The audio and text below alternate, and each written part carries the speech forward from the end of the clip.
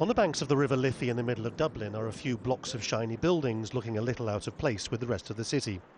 It's all called the Irish Financial Services Centre, and it's become the most extraordinary contrast to everything else here.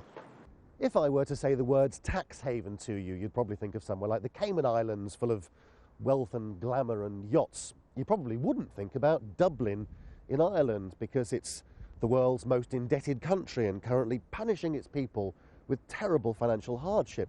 And yet the extraordinary thing about Ireland is that it's simultaneously bankrupt and a tax haven. And there are thousands of companies based just over there which set themselves up here specifically to avoid paying billions and billions of dollars in tax. Here's some documents showing an employee at a major European bank based in Dublin incorporating a finance scheme known as an SPV, or special purpose vehicle. These financial institutions may have assets worth billions, but they only exist on paper in Dublin. They employ nobody, and their business is all done elsewhere. Whatever state the rest of the Irish economy is in is entirely irrelevant to them, as they have no engagement with the people at all. There's around 1,200 companies in this building here. We found this tax campaigner offering a guided tour of what goes on in a financial services centre.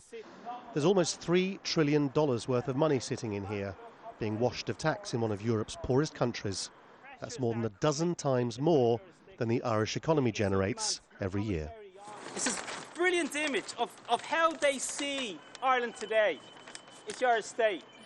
Money comes in, it's washed of its tax obligations, and it goes right back out again. Still, the whole arrangement is firmly supported by the current government.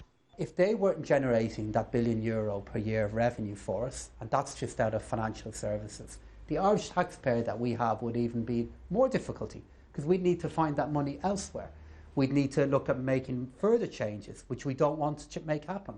So while the Irish people face the prospects of austerity without end, their country has become the jurisdiction of choice for structured finance SPVs. Or in plain English, the political class here acts to help paper companies with global and legal tax avoidance.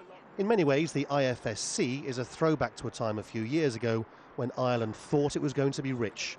This tax haven is the only bit of that dream left standing. Laurence Lee, Al Jazeera, Dublin.